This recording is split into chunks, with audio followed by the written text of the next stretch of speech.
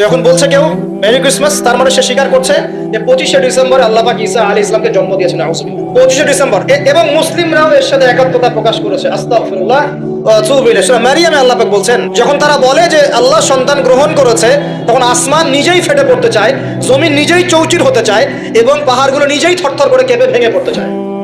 আল্লাহ পাক এদেরকে ক্ষমতা দিতেন, যে ইচ্ছার স্বাধীনতা দিতেন, হ্যাঁ করো, তাহলে আসমান ফেটে পড়তো। এখন যখন আমরা বলছি যে মেরি ক্রিসমাস, আসমান ফেটে পড়তো। একদিন যেদিন এই মানে 25 ডিসেম্বর ছিল, ওই দিন আমি আমার এয়ারে ফ্লাইও করছিলাম, সম্ভবত কক্সবাজার যাচ্ছে প্রোগ্রাম।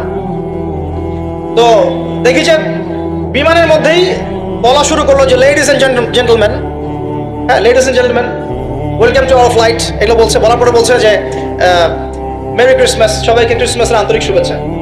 তখন আল্লাহর কসম আমার মনে হচ্ছিল যে এখন মনে হয় প্লেনটা ভেঙে পড়ে যাবে আসমান থেকে, কারণ আমি একটা জানি।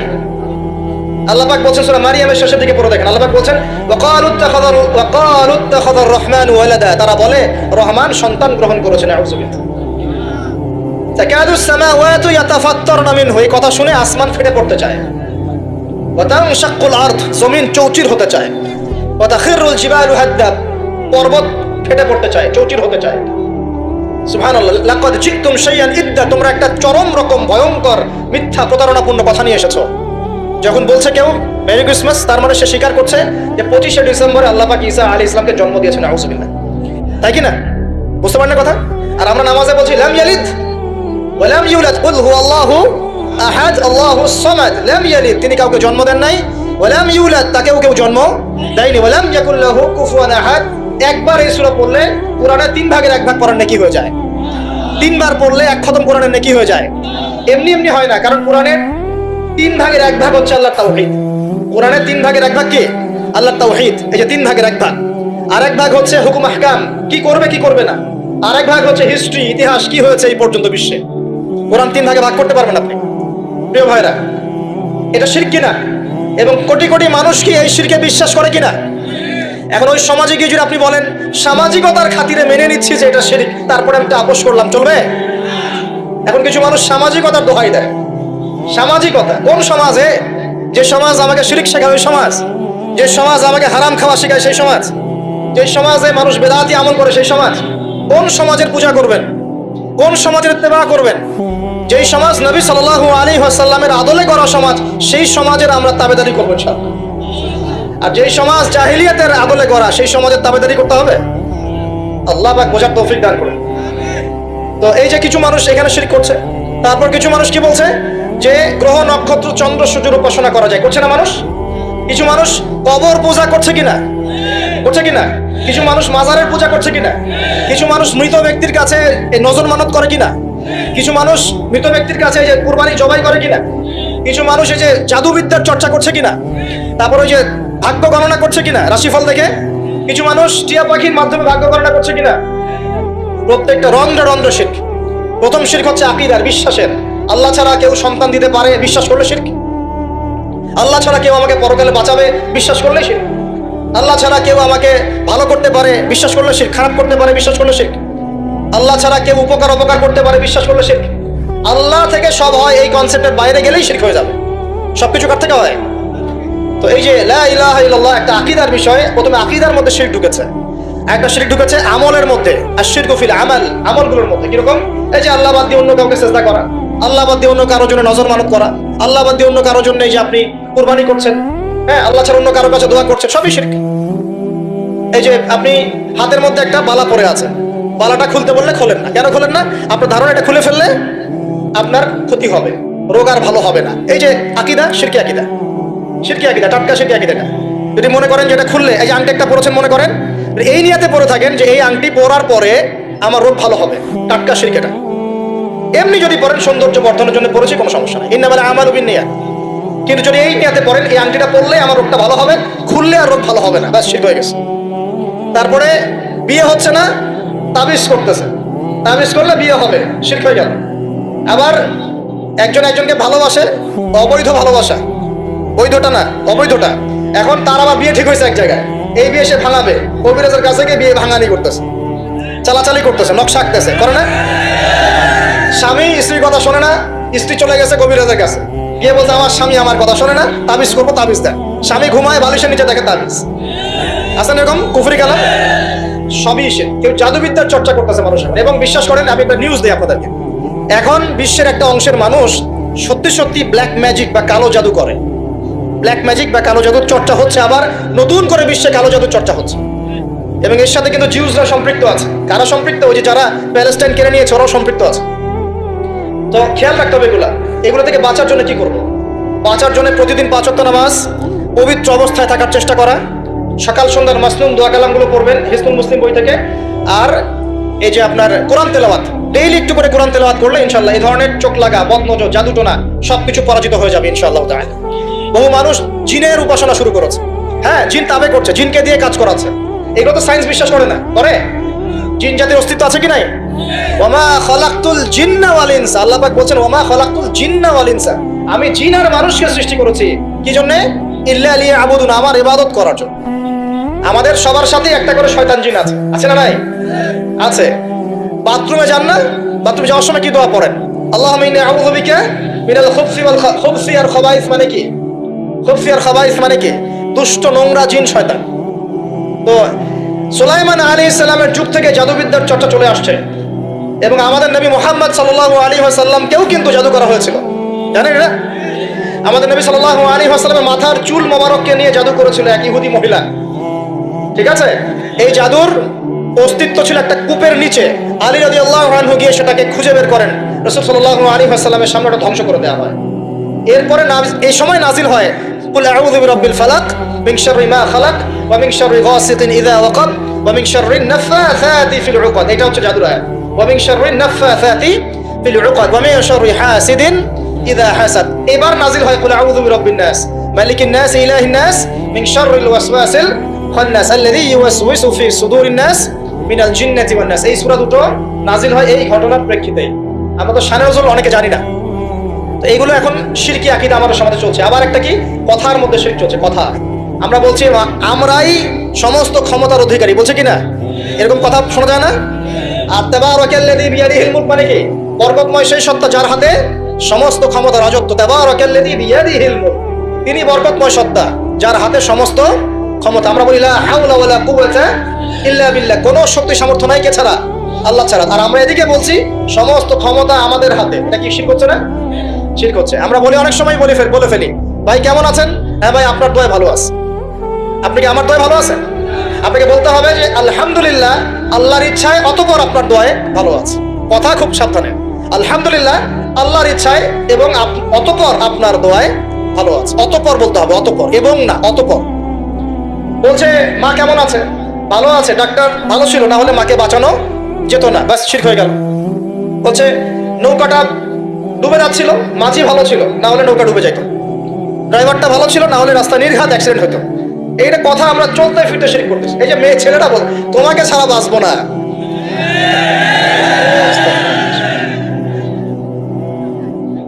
বাঁচিয়েন না, বেঁচে থাকে কি হবে আপনার? যদি একটা মেয়ের জন্য জীবন দিয়ে দেন, তাহলে আল্লাহর জমিনে আপনি আল্লাহর জন্য কি করবেন? তো এই যে অনেক গানও আছে, দেখবেন অনেক গানের লিরিক্স গুলো, ম্যাক্সিমাম গানের লিরিক্সের মধ্যে দেখবেন শিরকি কথা আছে। আপনারা একটু খেয়াল করে দেখবেন, অনেক গানের লিরিক্স আছে এগুলো কিন্তু শিরকি কথা, আল্লাহর সাথে দ্রোহিতা হচ্ছে কি না? তো এই কথায় 3টা ক্ষেত্র বললাম, কথায়, কাজে এবং চিন্তায়। এই 3টা ক্ষেত্রে মুসলিম সমাজের মধ্যে এখন শিরক বিরাজ করছে। এটা আমাদের উম্মতের সবচেয়ে বড় সমস্যা এখন। আল্লাহ পাক আমাদের সবাইকে শিরক মুক্ত আমল করার তৌফিক এনায়েত করুন, সকলে বলে আমিন। তাহলে কি করতে হবে? আমি কয়েকটা বই পড়ার পরামর্শ দিচ্ছি। কিতাবুত তাওহীদ একটা বই আছে, শিরক সম্পর্কে অনেক বিস্তারিত আলোচনা করা আছে, এটা পড়তে পারেন। তারপরে কোরআন সুন্নাহর আলোকে ইসলামী আকীদা একটা বই আছে, এটা পড়তে পারেন। আকীদা তাহাভিয়াটা পড়তে পারেন। আর শিরক সম্পর্কে আর অনেক বইপত্র বাজারে বের হয়েছে, শিরক কি ও কেন ইত্যাদি টাইপের। এগুলো পড়লে আপনি শিরকের ধারণা পাবেন ইনশাআল্লাহ তাআলা। আল্লাহ পাক আমাদের সবাইকে শিরক মুক্ত আমল করার তৌফিক এনায়েত করুন, সকলেই বলি আমিন। আর একটা কথা বলি শিরক সম্পর্কে, সেটা হলো আধুনিক সময়ে কিন্তু নতুন একটা শিরক চালু হয়েছে, এটা শুনে রাখেন। সেটা কি? আল্লাহর যত হালাল আছে এগুলোকে মানুষ হারাম করছে দিন দিন, আর আল্লাহ পাকের হারামগুলোকে হালাল করছে দিন দিন। এটা কিন্তু একটা শিরকি আকীদা, এটাও কিন্তু শিরক, জানেন? ইত্তাখাযু আহবারহুম ওয়া রুহবানাহুম আরবাবা মিন দুনিল্লাহ, তারা ধর্ম নেতা এবং সমাজ নেতাদেরকে রবের আসনে বসিয়েছিল, এখন আলী ইবনে হাতেম তিনি বলছেন রাদিয়াল্লাহু আনহু যে আমরা তো আমাদের ধর্মনেতা বা সামাজিক নেতাদের তো পূজা করি না। তখন নবী সাল্লাল্লাহু আলাইহি ওয়াসাল্লাম বলছেন তারা কি আল্লাহর হালালকে হারাম করে দেয় না, তোমরা কি তা মেনে নাও না? আবার তারা কি আল্লাহর হারামকে হালাল করে ফেলে না, তোমরা কি তা মেনে নাও না? তখন তিনি বলছেন বেলা ইয়া রাসূলুল্লাহ, এটা তো আমরা করি। তখন নবী সাল্লাল্লাহু আলাইহি ওয়াসাল্লাম বলছেন তিলকা ইবাদাতুহুম, এটাই তো ওদের ইবাদত করা। কেউ যদি আল্লাহর হালালকে হারাম করে আর আমরা তা মেনে নেই, আমরা ওদের ইবাদত করছি। কেউ যদি আল্লাহর হারামকে হালাল করে নেয়, হালালকে হারাম করে নেয়, আমরা তার কথা মেনে নেই, তাহলে আমরা তার ইবাদত করছি। আল্লাহ পাক আমাদেরকে এই ধরনের শিরক থেকে বাঁচার তৌফিক দান করুন। আর একটা সমস্যা বলে শেষ করছি, উম্মার মানে দুর্দশার অন্যতম একটা কারণ, সেটা হলো বেদাত। এটুক বলে একটু বসেন, 10 মিনিট সময় নেব, এটা একটা ইম্পর্টেন্ট টপিক, এটা একটু বুঝতে হবে, খুব ইম্পর্টেন্ট। এই কারণে উম্মার মধ্যে অনেক ফাসাদ সৃষ্টি হয়েছে, ফিতনা সৃষ্টি হয়েছে, এবং মানুষ নবীর সুন্নত থেকে মুখ ফিরিয়ে এখন সব বেদাতি আমল করা, গুলোকে মানুষ সামাজিকতা বলে চালিয়ে দেওয়ার চেষ্টা করছে। খুব খেয়াল রাখবেন, নবী সাল্লাল্লাহু আলাইহি ওয়াসাল্লামের সুন্নাহ মানে আল্লাহ পাক কোরআন নাজিল করেছেন, তার রাসূলের হাদিস আছে আমাদের সামনে, কোরআন এবং হাদিস নবী যেভাবে আমল করেছেন আমরা সেভাবে আমল করি, এর নাম সুন্নাহ। সাহাবায়ে কেরাম রাদিয়াল্লাহু আনহুম যেভাবে করেছেন আমরা সেটা করি, এর নাম সুন্নাহ। মানে নবী সাল্লাল্লাহু আলাইহি ওয়াসাল্লাম বলছেন মাই ইয়াইশ মিনকুম বাদি, তোমাদের মধ্যে আমার পরে যারা বেঁচে থাকবে, ফাসায়ারা ইখতিলাফান কাসীরা, তোমাদের মধ্যে যারা বেঁচে থাকবে আমার পর তারা দেখবে অনেক ইখতিলাফ চলছে সমাজের মধ্যে। তো আলাইকুম বিসুন্নতি ওয়া সুন্নতি খুলাফায়ে রাশিদিন মাহদিন মিন বাদি, তখন তোমাদের কাজ হবে আমার সুন্নতকে আঁকড়ে ধরে থাকা এবং আমার হেদায়েত প্রাপ্ত খুলাফায়ে রাশিদা সাহাবায়ে কেরাম তাদের সুন্নতকে আঁকড়ে ধরে থাকা। এই সুন্নতের বাইরে যে কোনো কাজ, যে কোনো আকীদা, যে কোনো মতবাদ, এগুলো সবই বেদাত বলে গণ্য হবে। আল্লাহ পাক আমাদেরকে বোঝার তৌফিক দান করুন। যেমন তাওহীদে থাকতে হবে, শিরক করা যাবে না, ঠিক তেমনি সুন্নতে থাকতে হবে, বেদাত করা যাবে না। সুন্নত কেমন? নবী সাল্লাল্লাহু আলাইহি ওয়াসাল্লাম ঘুমিয়েছেন যেভাবে, সেইভাবে ঘুমাবো সুন্নত। নবীজি ঘুমিয়েছেন, ঘুমানোর আগে ওযু করেছেন, ডান দিকে কাত হয়েছেন, আল্লাহুম্মা বিইসমিকা আমুতু ওয়া আহইয়া বলেছেন, সূরা মুলক তেলাওয়াত করেছেন, পারলে আপনি করবেন, আয়াতুল কুরসি পড়েছেন, সূরা বাকারার শেষের 3টা আয়াত পড়েছেন, 33 বার সুবহানাল্লাহ, 33 বার আলহামদুলিল্লাহ, 34 বার আল্লাহু আকবার পড়েছেন, ঘুমিয়ে গেছেন। এখন যদি নবীর সুন্নাহ মতো ঘুমাই, এই ঘুমটাও নেকির কাজ হবে ইনশাআল্লাহ। এখন যদি ঘুমানোর নতুন কোনো তরিকা আমি বের করি, তাহলে নবীর সুন্নতের বাইরে বেদাত হয়ে যাবে। বেদাত শব্দের অর্থ হচ্ছে নতুন আবিষ্কার। একটু মনোযোগ দেন প্লিজ, একটু বসেন, এইটুকু শেষ করে দিচ্ছি। বেদাত শব্দের অর্থ হচ্ছে নতুন আবিষ্কার। সুন্নাহ মানে যেমন আদর্শ, রীতি, আল্লাহ পাকেরও সুন্নত আছে, নবী সাল্লাল্লাহু আলাইহি ওয়াসাল্লামের সুন্নত আছে, আমরা তার সুন্নত মেনে জীবন করবো ইনশাআল্লাহ। আল্লাহ পাক তৌফিক দান করুন। ঠিক তাওহীদের বিপরীত যেমন শিরক থাকে, সুন্নতের বিপরীত থাকে কি? বেদাত, মানে নতুন আবিষ্কার। এটাকে 2 ভাগে ভাগ করা যায়, খেয়াল করি একটু আমার দিকে। কয় ভাগে ভাগ করা যায়? 2 ভাগ। একটা হচ্ছে দুনিয়াবি ক্ষেত্রে নতুন আবিষ্কার, একটা দিনের ক্ষেত্রে নতুন আবিষ্কার। দুনিয়াবি ক্ষেত্রে মানে কি? এই যে মোবাইল ফোন আপনার হাতে আছে, এই মোবাইল ফোন কি রাসূলের যুগে ছিল? সাহাবীদের যুগে ছিল? এই যে লাইটিং করেছি, নবীর যুগে এরকম লাইট ছিল? মাইকে কথা বলছি, নবীর যুগে মাইক ছিল? এরোপ্লেন, আমরা এয়ারক্রাফটে সফর করছি, নবীর যুগে এয়ারক্রাফট ছিল? খেয়াল করে দেখেন, আমরা যখন বাহনে উঠছি, আমরা বাহনে উঠে দোয়া পড়ছি, আল্লাহু আকবার, আল্লাহু আকবার, আল্লাহু আকবার, সুবহানাল্লাযী সাখখারা লানা হাযা ওয়া মা কুন্না লাহু মুকরিনিন ওয়া ইন্না ইলা রাব্বিনা লামুনকালিবুন। এই দোয়া বদলে গেছে না যায় নাই? দোয়াটা কি বদলেছে? এই দোয়াটা নবী সাল্লাল্লাহু আলাইহি ওয়াসাল্লাম গাধার পিঠে উঠে পড়েছেন, ঘোড়ার পিঠে উঠে পড়েছেন, ওই সময়কার সমসাময়িক বাহনের পিঠে উঠে পড়েছেন। আমরা এ যুগের সমসাময়িক বাহনের পিঠে উঠে একই দোয়া পড়ছি। দোয়া কি চেঞ্জ হয়েছে না বাহন চেঞ্জ হয়েছে? এই যে বাহন যে পরিবর্তন হয়েছে, এটা টেকনোলজি না, প্রযুক্তি, টেকনোলজি। এটা হচ্ছে দুনিয়ার ক্ষেত্রে বেদাত, যেটা সম্পূর্ণ জায়েজ। কথা বুঝতে পারছেন? এটা সম্পূর্ণ জায়েজ যতক্ষণ পর্যন্ত না স্পষ্ট কোনো দলিল পাওয়া যাচ্ছে এটার এগেইনস্টে, যেটা হারাম। স্পষ্ট দলিল না পাওয়া যাওয়া পর্যন্ত এটাকে আপনি বৈধ রাখতে পারেন, এটা এক নাম্বার। আরেকটা বেদাত হলো দ্বীনের ক্ষেত্রে বেদাত। দ্বীনের ক্ষেত্রে কেমন? নবী সাল্লাল্লাহু আলাইহি ওয়াসাল্লাম বলছেন মান আহদাথা ফি আমরিনা হাযা, সহিহ মুসলিম হাদিস নাম্বার 1718। নবীজি বলছেন মান আহদাথা ফি আমরিনা হাযা মা লাইসা মিনহু ফাহুয়া রাদ। কোন ব্যক্তি যদি এই দ্বীন ইসলামের মধ্যে এমন কোন আমল চালু করে যে আমলের সমর্থনে আমাদের পক্ষ থেকে কোনো প্রমাণ নাই, সেটা ইরাদ বা প্রত্যাখ্যাত, সেটা বাতিল। নবী সাল্লাল্লাহু আলাইহি ওয়াসাল্লাম বলেছেন মান আহদাথা ফি আমরিনা হাযা মা লাইসা মিনহু ফাহুয়া রাদ মান আমিলা আমালান লাইসা আলাইহি আমরুনা ফাহুয়া রাদ। সংজ্ঞা শিখলাম কি? আমার সাথে বলেন দেখি, বেদাত শব্দের অর্থ কি? নতুন আবিষ্কার। কয় প্রকার হয়? কয় প্রকার হয়? একটা দুনিয়াবি ক্ষেত্রে যেমন বললাম যে এই যে প্রযুক্তিগত বেদাত যেগুলো হয়েছে এগুলো জায়েজ না জায়েজ? জায়েজ। যতক্ষণ পর্যন্ত না এগুলোর বিপরীতে কোনো দলিল স্পষ্ট পাওয়া যাচ্ছে ততক্ষণ পর্যন্ত জায়েজ। আর একটা দিনের ক্ষেত্রে যেটা, সেটা কি জায়েজ হবে না জায়েজ হবে? দিনের ক্ষেত্রে যদি আমরা এমন কোন আমল করি নেকির আশায়, সওয়াবের আশায়, যেটা রাসূল করেন নাই, সাহাবীরা করেন নাই এবং তাবেঈন ইমামগণ সবার থেকে প্রমাণিত না, এই কাজটা যদি সওয়াবের আশায় করতে যাই যার পক্ষে কোনো দলিল পাওয়া যায় না, সেটাকেই বাতিল প্রত্যাখ্যাত বেদাত বলা হয়। কথা বুঝতে পারছেন কিনা? উদাহরণ দিলে এবার ক্লিয়ার হবে। কয়েকটা ভাবে হতে পারে। যেমন এক নাম্বার ধরন কেমন? মনে করেন যে আপনি হালুয়া রুটি সেমাই খাবেন, খুব ভালো কথা। হালুয়া রুটি সেমাই খাওয়া কি জায়েজ না জায়েজ? এই খাবারটা হালাল না হারাম? হালাল। আপনি আজ এখনো খেতে পারেন, আপনি সকালেও খেতে পারেন, আপনি দুপুরেও খেতে পারেন, যখন ইচ্ছা তখন খেতে পারেন। কিন্তু যদি আপনি কোনো দিবসকে কেন্দ্র করে এরকম একটা সংস্কৃতি চালু করেন যে আজকে 15ই শাবান আমরা সবাই এখন হালুয়া রুটি খাবো, এই যে একটা দিনকে কেন্দ্র করে আপনি একটা নতুন কাজ শুরু করলেন, এই কাজটাকে আমরা বেদাত বলে ফেলছি। মনে করেন আপনি দরুদ পড়বেন, খুব ভালো কথা, দরুদ ভালো জিনিস, দরুদ পড়লে নেকি হয়। কিন্তু আপনি দরুদ পড়লে নেকি হয়, রাসূলের জীবনী চর্চা করলে নেকি হয়, তাকে সালাম দিলে নেকি হয়, সব ঠিক আছে। কিন্তু এখন যদি আপনি নবীর জন্ম দিবসটাকে কেন্দ্র করে এই কাজগুলোকে ঘটা করে করার চেষ্টা করেন, যেটা নবীজি করেন নাই, সাহাবীরা করেন নাই, এটা হলো ধরনগত বেদাত। কথা বুঝতে পারছেন কিনা? দুই নম্বরে আসেন, একটা হয় জিন্সগত। জিন্স মানে প্রকরণ। এটা কেমন? আল্লাহ পাক আমাদেরকে কুরবানি করতে বলেছেন চতুষ্পদ জন্তু বুঝি 4 পাওয়ালা। এখন ঘোড়ারও তো 4 পা আছে। এখন যদি আমরা কুরবানি করতে গিয়ে এখন ঘোড়া কুরবানি করা শুরু করি, বলেন কি বুঝলেন? আচ্ছা ঘোড়া বাদ দেন, মুরগি কুরবানি করা শুরু করলেন, মোরগ কুরবানি করা শুরু করলেন, মনে করলেন যে সমস্যা কি, এটাও তো আল্লাহর সৃষ্টি, হালাল তো, মুরগি খাওয়া তো হালাল, মোরগ খাওয়া তো হালাল, তো গরু ছাগল বাদ দিয়ে মুরগি কুরবানি করলাম, কি সমস্যা? করতে পারবেন না, কারণ আল্লাহ পাক চতুষ্পদ জন্তু কুরবানির কথা বলেছেন। এটা যদি করেন জিন্সগত বেদাত হয়ে যায়। কথা বুঝতে পারছেন? 3 নাম্বার একটা হচ্ছে যেটাকে আমরা বলি আদাদ বা সংখ্যাগত। যেমন আল্লাহ পাক বলেছেন এশার নামাজ পড়তে 4 রাকাত, ফরজ নামাজ কয় রাকাত? 4 রাকাত। কেউ যদি মনে করে এখন না নামাজ খুব ভালো কাজ, নামাজ পড়লে নাকি হয়, তো 4-এর জায়গায় আমি 5 রাকাত পড়বো, কি হবে? ফজরের নামাজ 2 রাকাত ফরজ। আর কেউ যদি মনে করে নামাজ তো খুব ভালো জিনিস, ভালো কাজ করলে কি সমস্যা, নামাজ তো পড়লে নাকি হয়, 2 রাকাত পড়লে নাকি হয়, 4 রাকাত পড়লে আরো বেশি নাকি হয়, আর 4 রাকাত পড়া শুরু করলো, কি হবে? গ্রহণযোগ্য না বাতিল? এটা হলো আপনার এই যে সংখ্যাগত একটা বেদাত হয়ে গেল। কথা বুঝতে পারছেন? একটা হচ্ছে আপনার স্থানগত বেদাত। স্থানগত কেমন? তাওয়াফ করতে হয় কোথায়? মাতাফে। কোথায় তাওয়াফ করে? মাতাফে। হজ করে কোথায়? আরাফার মাঠে।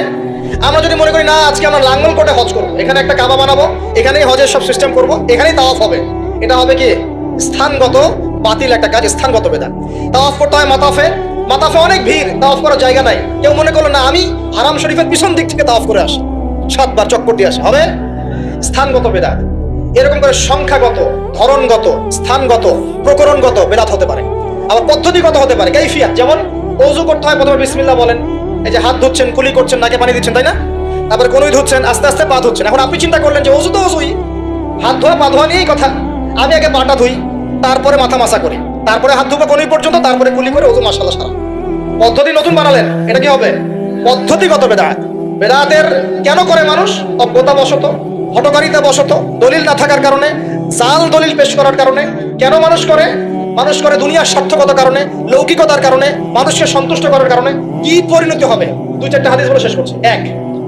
একটু শোনেন, নবী সাল্লাল্লাহু আলাইহি ওয়াসাল্লাম বলছেন আমি সবার আগে হাউজে কাউসারে যাব, যাওয়ার পরে আমি তোমাদের জন্য অপেক্ষা করতে থাকবো, আর মানুষ আমার সামন দিয়ে চলে যাবে।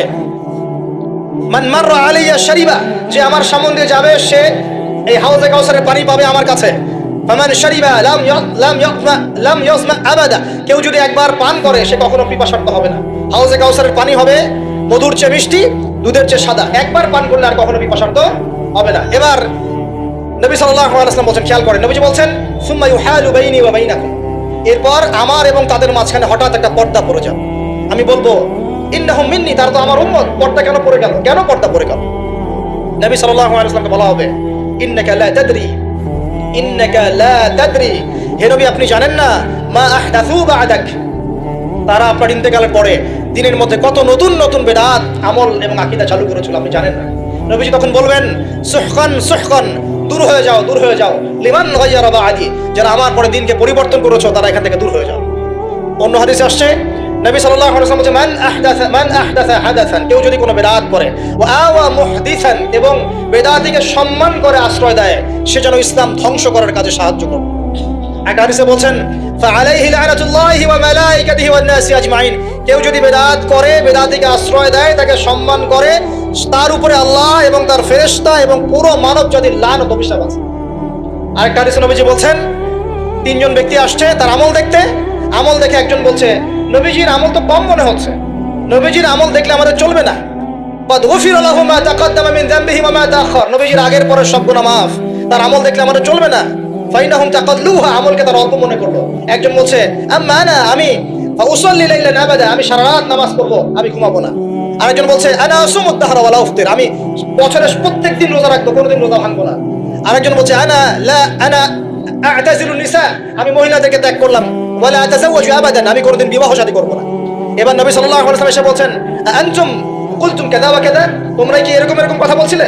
ওয়াল্লাহি, আমি আল্লাহর কসম করে বলছি, ওয়া ইন্নী লা আখশাকুম লিল্লাহি ওয়া আতকাকুম বিহি, আমি তোমাদের চাইতে বেশি আল্লাহকে ভয় করি এবং আমি তোমাদের মধ্যে বেশি মুত্তাকি মানুষ, তোমাদের মধ্যে সবচেয়ে মুত্তাকি আমি এবং আমি সবচেয়ে বেশি আল্লাহকে ভয় করি। কিন্তু আনা উসাল্লি ওয়া আরকুদ, আমি নামাজ পড়ি আবার ঘুমাই, রাতে আমি নামাজও পড়ি, কিছু অংশ ঘুমাই। আনা আসুম ওয়া আফতির, আমি সিয়ামও রাখি আবার ছেড়েও দিই, রোজাও রাখি ছেড়েও দিই, তা না আমি সারা বছর রোজা রাখি না। আনা আতাজাওয়াজু নিসা, আমি যে বিয়ে শাদী করেছি, আমার স্ত্রীরা আছে, আমার একাধিক স্ত্রী আছে। ফামান, শোনেন, ফামান রাগিবা আন সুন্নতি, নবীজি বলছেন কেউ যদি আমার এই সুন্নাত থেকে মুখ ফিরিয়ে নেয়, ফামান রাগিবা আন সুন্নতি, কেউ যদি আমার সুন্নাত থেকে মুখ ফিরায়, মানে বিদআতি আমল চালু করে, তাহলে কি ফামান রাগিবা আন সুন্নতি ফালাইসা মিন্নি, সে আমার উম্মতের অন্তর্ভুক্ত না। এই হাদিস যথেষ্ট। নবীর সুন্নাত যখন যেটা যেভাবে পাবেন সেইভাবে আমল করবেন, এর বাইরে কোনো তরিকা ফলো করতে গেলে কি হবে? সুন্নাহর খেলাফ বিদআত হবে। বিদআত করলে আমল ধ্বংস হয়ে যায়, আল্লাহ পাকের লানত পেতে হয়, ফেরেশতারা অভিশাপ করেন, পুরো মানব জাতি অভিশাপ করে।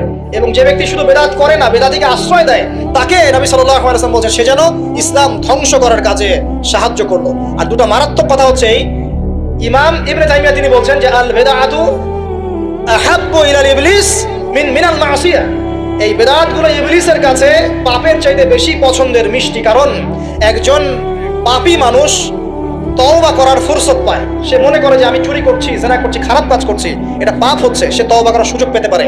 কিন্তু একজন বিদআতি মানুষ সে মনে করে আমি ভালো কাজই তো করছি, আমি কেন তওবা করব? তাই মৃত্যুর আগ পর্যন্ত তো তওবা করার ফুরসত হয় না, এটা খুব খারাপ।